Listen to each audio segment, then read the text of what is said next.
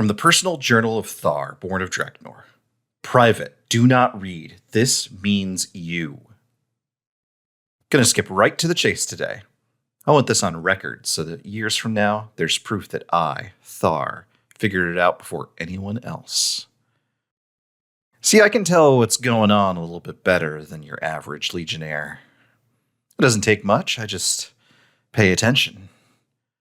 I try to keep my eyes and ears open, catch what others don't, remember little details. That's why I noticed right away that Dorado and the commander haven't always seen eye to eye. Sure, we're all one big happy family now, no more other legion, whatever that means. But you watch the two of them and they act real formal, real stiff, like they're choosing their words super carefully. Now, why would those two be acting like that when the legion's coming together? Well, Thar's got to figure it out. It's a trick. It's a ruse to make the Senate think the legion's in a real twist. Let him think that the two of them are button heads, and sure enough, that Y-Graph guy and the rest of the senators will quit thinking we're too tough to push around. When really, behind the scenes, Dorado and the commander, they're thick as thieves, working together, making sure that they're both doing what's best for the Legion. I don't expect everyone to see things the way I see them.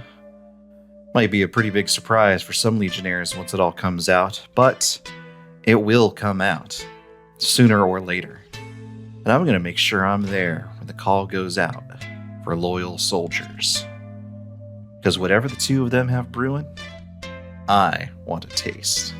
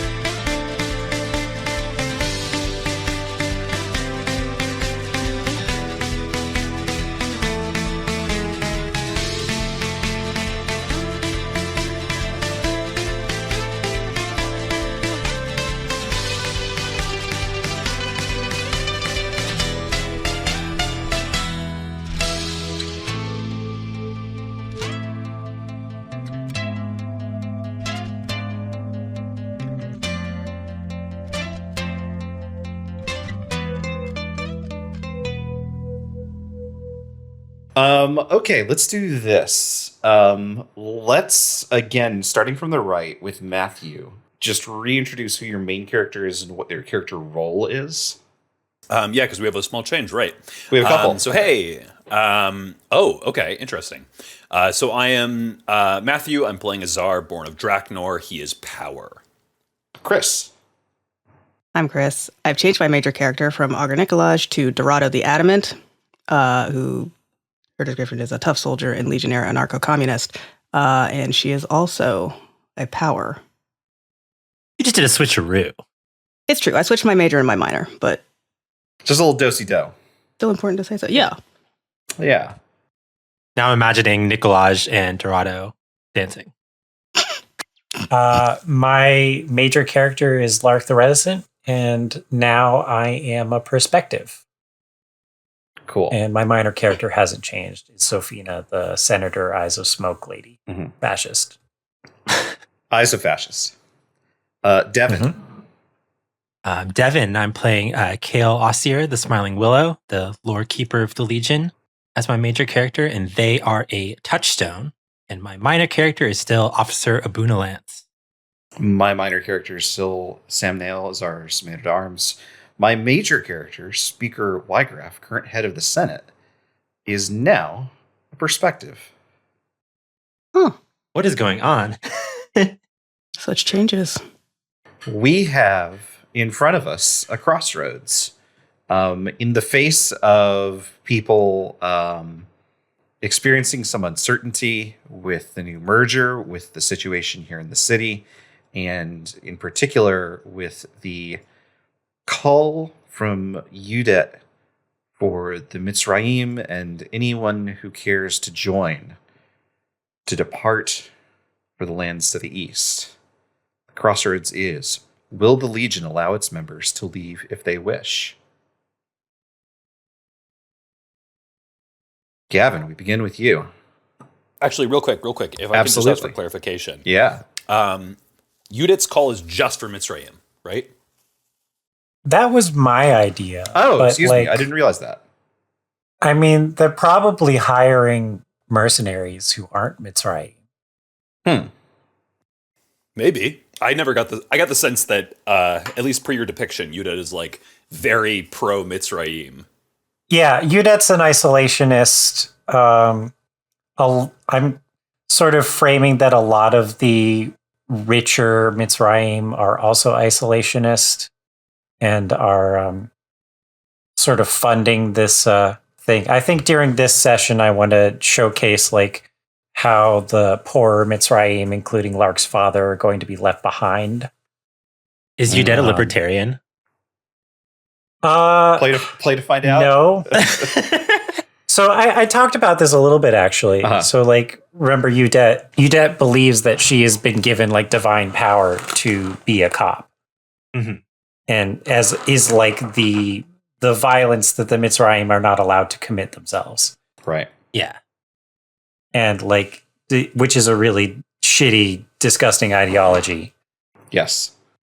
So, yeah, I'm guessing that she's hiring a lot of non-Mitzrayim to protect and be cannon fodder for the eventual escape. Gotcha. I think Brendan's... Oh, go ahead. I have a scene related to that I'd like to do in the future. Okay. Then, yeah, we should probably rewrite bonds first. Right. I was just going to say, the way Brendan framed it makes a lot of sense too, because we just had this big merger, and this is giving an opportunity for people to have autonomy to leave the Legion if they are, one, not happy with the merger, or two, just kind of like, I did my part. We meant to bring Sarah Colley here to the Senate. We did our job. Like, I'm going to go home if there is still a home left to go to. Yeah, I think the element of just the Mitzrayim are Udet's exodus is probably not the right word to use. Udet's journey is primarily one for the Mitzrayim, but there are other groups that want to go off and do their own things. Probably some people want to join the guards. Probably some people just want to leave or return to their lives before the Legion, whatever that might have been. We brought people in from the caravan specifically, and now that we're here, they're like, we could leave now, right? Right. So, yeah. So, Dorado, you have a new bond with Lark, right? I do, though I don't. I think it still applies. The only I have right now is getting her to trust me would be a huge boon, I think, because it's like, then maybe you won't kill me. Sure. That's a pretty big boon, all things considered. Lark, what is your feeling towards Dorado? Something about, like, she may be a power, but, like, we buried the hatchet, but that doesn't mean I'm going to listen to her orders. Maybe. Gotcha. Azar, what is your bond with Dorado? Oh, heck. Is it just that? No. Azar knew this was coming. Matthew didn't know this was coming. I forgot. I forgot that Kris changed. I was like, yes, Kris will make a change, and the Lark bond will change. Completely forgetting the other direction. Okay, let me see here. This is about what I need from Dorado, right? What you need or what you fear to do with Dorado, yes. Okay. In that case, it's a what he needs, which is Azar needs Dorado's help in keeping the Legion safe. Something about trust in there. needing them not to get in the way of your succession to kinghood. Nah, I don't know if he'd even like state that in a bond, you know? Here, how about this? Azar needs Dorado's help in keeping the Legion safe and for her to stay out of the way otherwise. Pretty good. Dorado, how do you feel about Azar? Oh boy. So does the like position of commander still exist after the merger? I feel like that's a thing the I think former other Legion would have been like, listen, we're not. I believe that is Do you want to talk through what you shared offline? Yeah. Let me do the full pitch. So I think that off screen, prior to like the swearing in ceremony or whatever, not the ceremony, the sepulcher ceremony that we saw, there was like a number of discussions with like all the Legion command staff, basically. So all our Legion roles together, plus the other Legion roles. And I think that the pitch that Azar made, and that I think people probably would have accepted, because I think it's a reasonable pitch, given where everybody's at, is basically, right now, while we might be doing some odd jobs in the city as the Legion, we're not doing typical Legion stuff, which means, having to move every few days, having to worry about, like, supply lines not being there, having to, like, defend ourselves from encroaching Never, etc. So until we have to do that again, let's forget about the typical Legion structure. So we're not going to have a typical commander. We're not going to have a typical supply person. We'll split up responsibilities. The basic way this ends up working is Dorado had already said that she took over for Lance, right, as the training grounds, so that works. Yeah. Marshall can keep on handling the odd job assignments because he's proven himself very able to break up squads and incorporate new members very easily.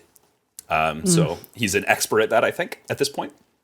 Argyle and Kale already had distinct roles, so there's no overlap there. They can just keep on doing their jobs. And then Nine and Krav both know like their squad's needs the best. And so there's no reason that they have to like collaborate except for handling like bulk orders, which is going to benefit everybody anyway. So I think that members of like quote unquote our Legion, like the original Legion, probably still call Azar commander, but like technically there's no commander right now. Oh, and I should mention Azar is just going to be represented to the Senate because that's sort of what the Senate already assigned him. Yeah. I feel like that makes sense. Dorado probably, I'm guessing, wants to be in on those meetings, but isn't seen in the same way. Yeah, I doubt it. Right, but I think Azar even offers that, like, Argyle can tail me, which he offers because he knew Argyle was doing that anyway. But that's a way for, despite the lack of trust, for Dorado and them to like get some sense of what's going on in those meetings. Yeah. Like if those meetings are happening during training, it's like, Argyle, please. Cool. I feel like Dorado thinks that Azar is one of those people who like feels like they have to be in charge of people or they'll die. Yep. That's accurate. Yep. Is that enough to just make the bond in return? It's like Azar feels like Azar is someone who feels he has to be in charge of people or they'll die. I think that's fun. Mm-hmm. Yeah. Mm-hmm. Cool, great. Do any other bonds need to update? I'm still, okay. I'm still trying to like vibe check Y-Graph. I mean, I vibe checked him pretty hard already. Oh, for sure, yeah. But like, I still want him to, use his power to help people. I am not sure he will, but yeah, absolutely. Do you still want to exceed my expectations? Well, reading from the perspective character role that Y-Graph now occupies, I understand the kingdom, both its merits and its flaws. Mm. Gavin, I think the scene is yours. Okay. I've had a couple ideas for scenes, but I don't know how to include. So basically, the idea is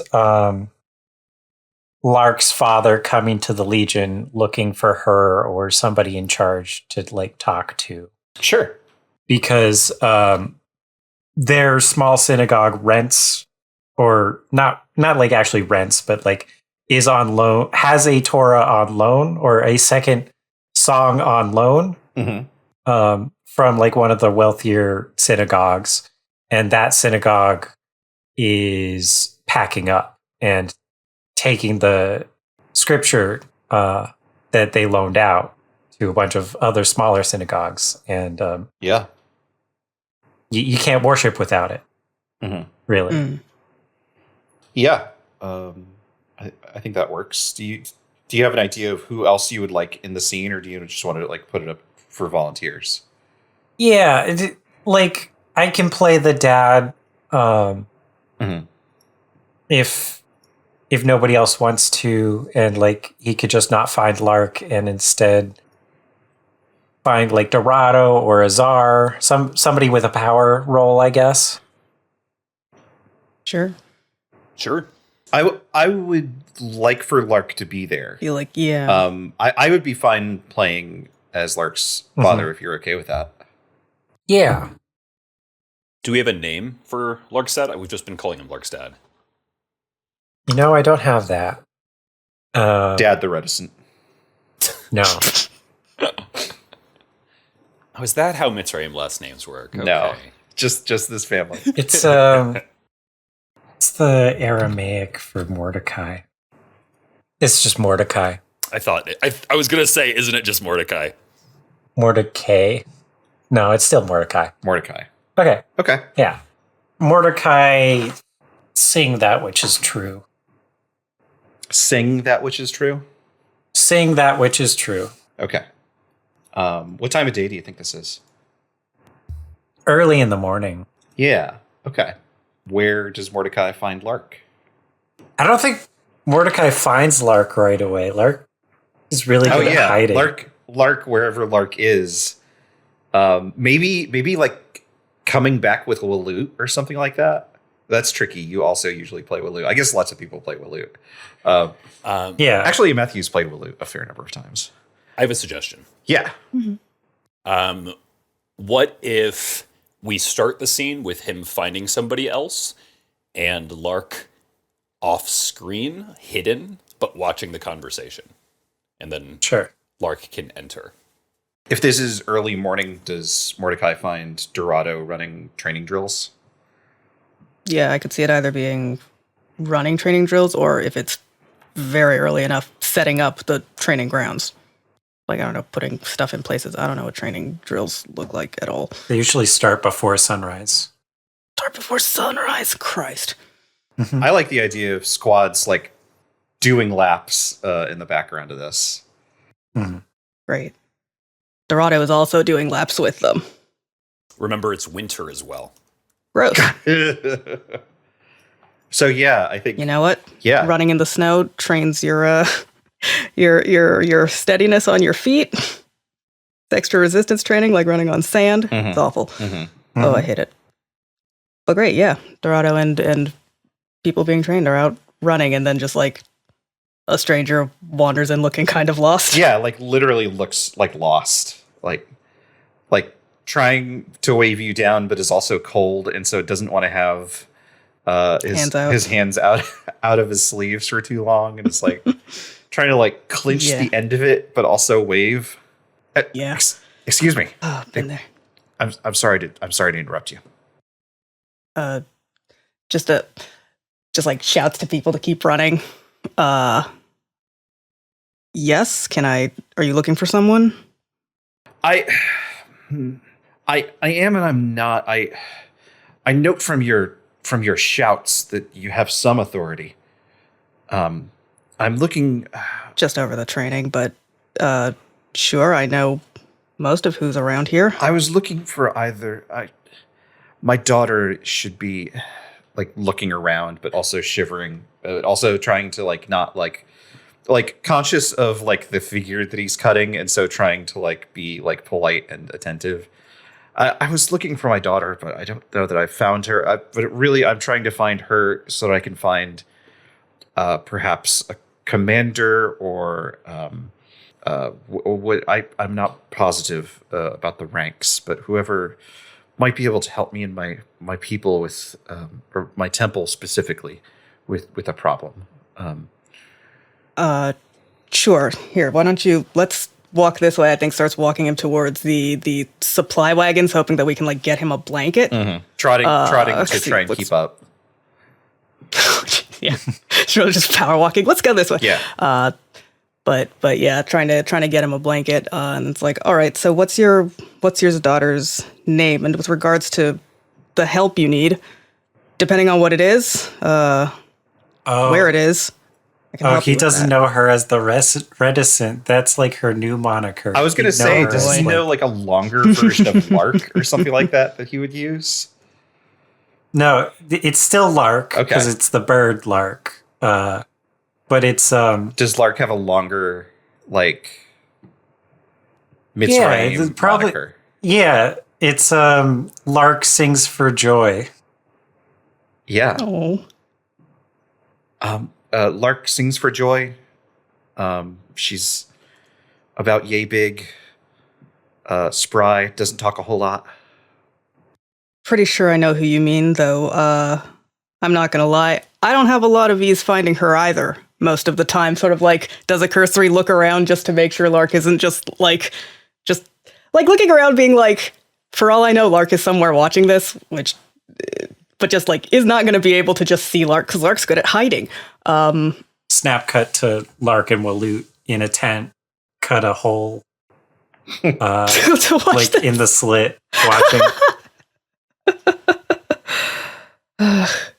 God, and it's like, all right, well, considering time of day, she should be around soon. If you're all right to wait, I don't know if you've got the time.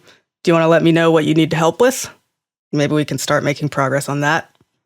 I think he makes like in succinct but not terse terms clear, like the situation that's facing his synagogue. That he's hoping that like the Legion as a force with like some degree, not like with political agency within the city, might be able to help. Yeah. Like he's not saying like steal it back. No. Absolutely not. It's like, just like, here, I'll help us. Yeah, like negotiate or something. Like explains all of this and caps it off with like, I'm not asking the Legion to act as a bunch of thugs. I wouldn't have the money to pay them to do that anyway. I thought maybe as these people with power listen to other people with power, and I thought maybe if the heroes of Navarra asked a favor, then maybe it would get heeded.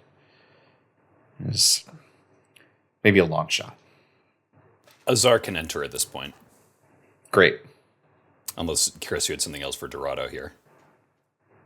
No, if Azar wants to enter, that's fine. I feel like Dorado was just going to say, like, we can definitely send some people to, like, we can go talk to the people who are leaving and see if we can work something out. Like, I don't know if she's going to promise definite results there, but, like... send some people. Makes it sound like you're going to hustle them. What's this about hustling someone? Oh, excuse me. I was... Go ahead. No, please. Azar, this is Mordecai Sings What Is True. I'm pretty sure he's Lark's father. And Hello. Wanted to know if we could go and talk to some of the folks who are leaving with Udet about the Book of Song, the second song that his... Our copy of the second song was on loan to us from them, and they are leaving, and so they are taking what is admittedly theirs, but that we cannot worship without. It's... Azar, puts out a hand, sort of doing not a shushing motion here, but like a relax motion here. Mm-hmm. Pulls you in, shakes your hand, grabs a shoulder, and before anything else, he says, "Your daughter is a hero. She has saved my life and the life of many others here many times. If there's anything we can do for her father, we would be happy to. And then while he's still holding Mordecai in like a close handshake, so Mordecai can't see where he's looking, he looks at it with his one eye towards the tent where he knows Lark is. And cut to Lark. Like, Balut's about to move, and Lark is like holding her by the neck. Very, if you move, they'll know. God. Balut, like, shit, he's onto us. He knows. I think Azar takes that as a Lark does not want to interact, and he would not push that. Mm-hmm. Then he releases Mordecai from perhaps a slightly too long handshake, and says, "How much would it be to buy it outright?" Oh, millions. Yeah. I feel like Dorado just sort of looks like at Azar like, wait, what? Azar doesn't know what like version of what copy this is, right? Okay, it's like an especially important one. No, here, let me explain. They're all important. So, Sure. Torahs in Christianity, like Bibles are, you can use a printing press and like make them, and that's fine. Sure. And very cheaply, but like a Torah has like a very specific like process that needs to be handmade. It has to be like used kosher ink, used kosher parchment, done like by a person who's like studies for like decades before they're allowed to make one themselves. Okay. So like if you ever see like a Torah in person, that's like millions of dollars. Well, I just Googled it and said they can cost between 20 and 50K. But definitely a nice one I could see being millions of dollars. I'm going to Amazon.com and searching the Torah. Let's do some Torah shopping. Come on, Bezos. Oh my god. There's also the covering, which is a separate cost that isn't listed here on this Wikipedia article. There's also the crowns, which are these like silver casings either around the wooden dowels at the top or just fully encasing a Torah.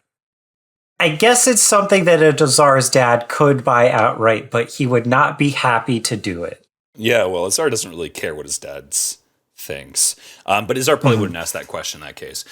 In that case, what he would probably ask is there sentimental value to this specific second song? Or would a replacement do? If the replacement's kosher, I'm guessing. Oh, go ahead. Sorry. I was going to say, obviously you're free to override, but I think Mordecai would think for a moment and take a deep breath and say, as long as the replacement is kosher, the worship is the important thing. A replacement would satisfy. I will be speaking with Yudet the Blade Singer in the coming days.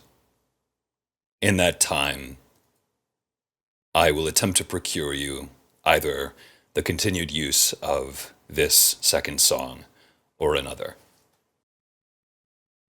Mordecai nods his appreciation. Thank you. Azar nods again, and again eyes dart towards Lark's tent.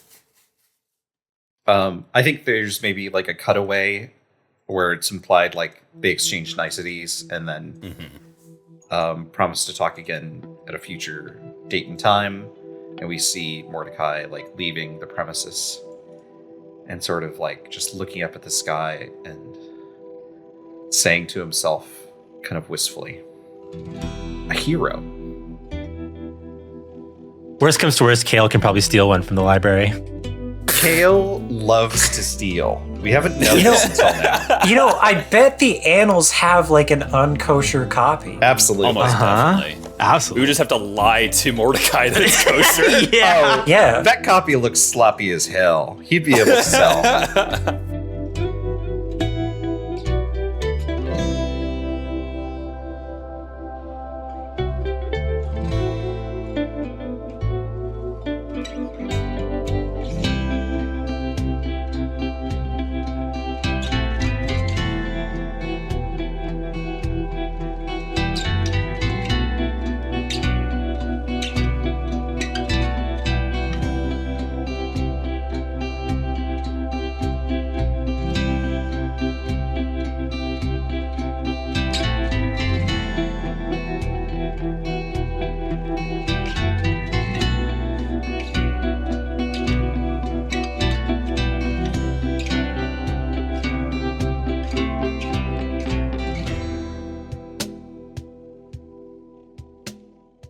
Lark the Reticent, you can make a prediction about the consequences of the crossroad. Can and should. If the Legion does not allow members to leave, there's going to be a lot of unrest within the city, based on like jobs that are not being filled by the Legion or by the people who would have left. Wait. In the city, based on the people... Like, people from the city can still leave with Udet, but, like, people from the... Or that leave the Legion and then stay in the city. There will be jobs in the city that Legionnaires could have filled, that won't be filled, that will lead to problems, like unrest, lack of order, the walls not being manned enough, etc. Okay. There's sort of a double negative happening here. Yeah. You could also put this under yes and say if they do leave, then like the city will be improved for it. Or the city will be able to But I function. want it to be a negative. No, Sure, that's that's this fine. works. It just made it difficult for me It just to made parse. it that's all. confusing, I think. Yeah. Yeah. Just Okay. helping the clarification. So I wrote down there will be unrest in the city based on unfilled needs, Okay. That makes sense to me. if that's clear enough. Yeah. Mark Crisis or Crossroads. I'll mark Crossroads. Okay. In which case, it is... Wait, reactions. Oh, yes, absolutely. Excuse me. Thank you. Reactions. Kris, reactions. Reactions can be from a major or minor, right? It can. So it's just like Nikolaj is like, how do I get out of here? Yeah, I think it's just Nikolaj trying to like figure out what gets him, because I don't know if he thinks that getting out of just the Legion is enough.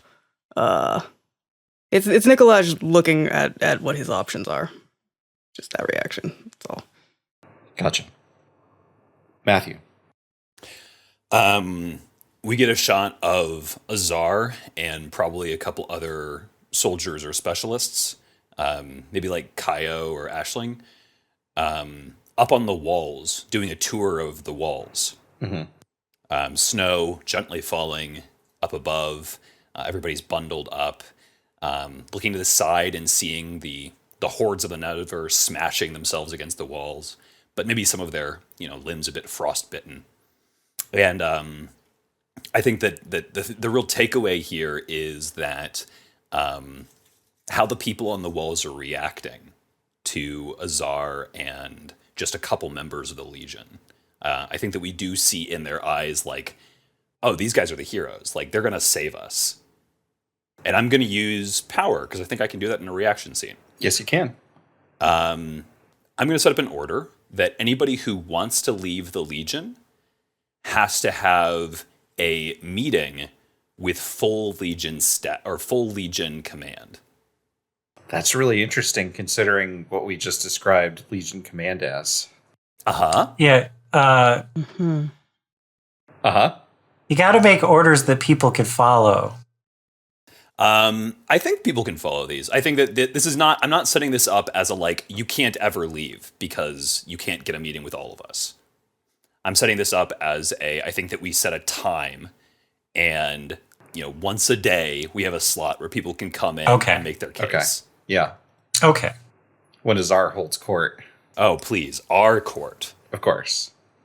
Okay. I like that. I wish I had somewhere on the sheet for us to write that. Maybe I'll work on that. Except it's my turn. Dang it.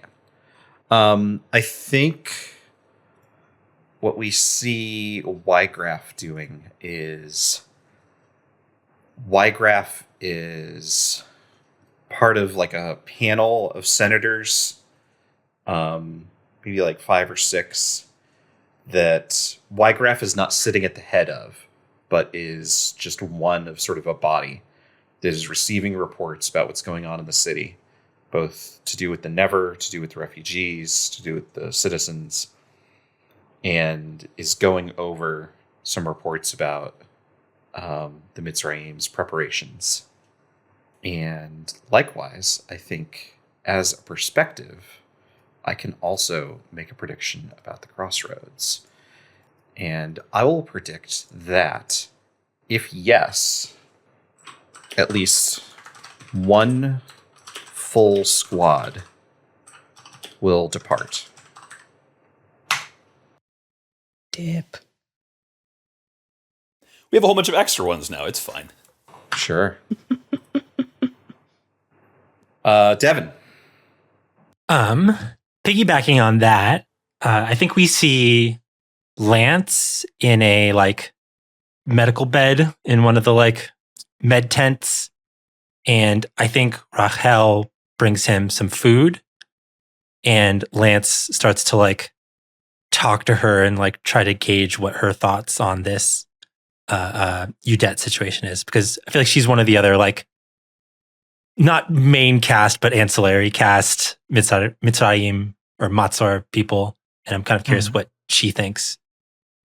For sure. What do we think that Rahel thinks about all of this? It'd be nice if we had a Mitzrayim Legion member who was like really pro leaving, like leaving with Udette, just to have that on screen.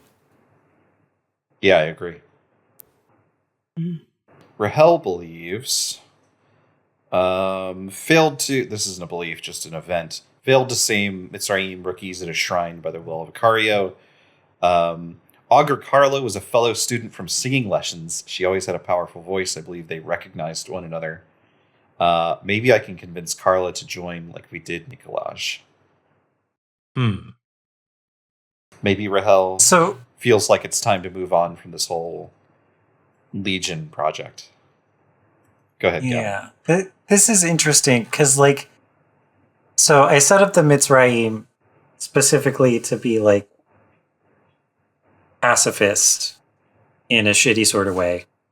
And, like, so any, like, Mitzrayim that's part of the Legion is kind of, like, a heretic.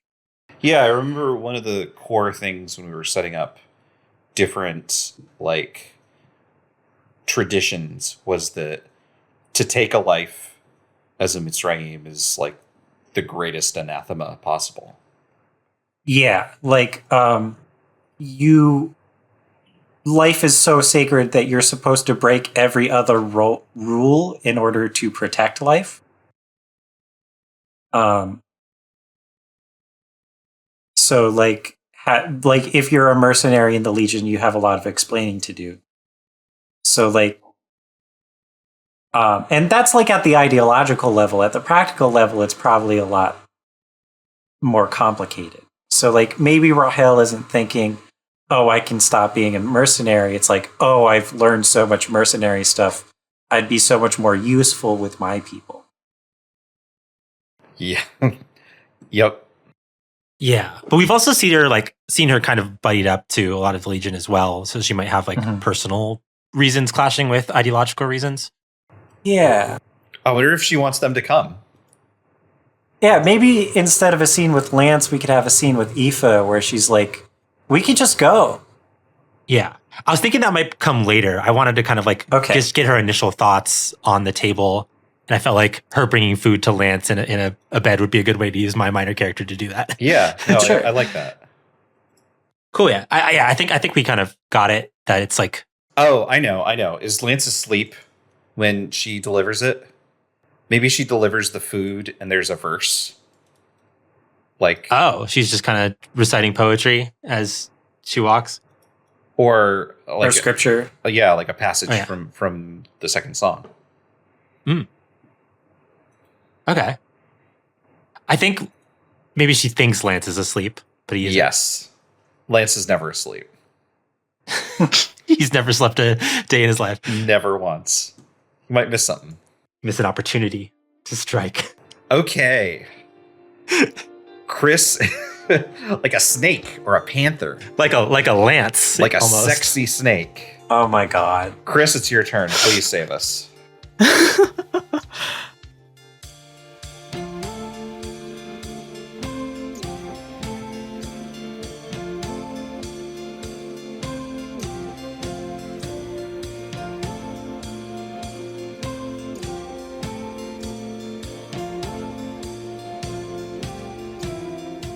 OATHSWORN is an actual play podcast created by Devin Nelson, Gavin Fregeau, Kris Allison, Matthew Guzdial, and me, Brennan McLeod. All music for the show is created by Devin Nelson. Find it and more at devindecibel.bandcamp.com. Find a link to their music and any of the games that we have played in the podcast description. Follow us at OathSwornPod on Twitter or OathSworn on co-host.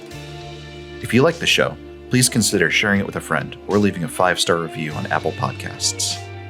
Until next time.